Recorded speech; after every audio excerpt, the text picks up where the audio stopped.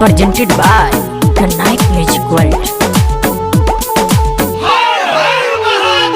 जलवा महादेव हर हर के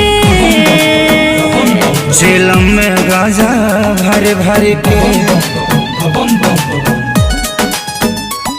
जलवा महादेव हर हर के झेलम में गाजा भर भर के खाके भंगिया के गोला मरता वाला हुआ भोला नीला नीला गगन ये हुआ है कैलाश धुआं धुआं है।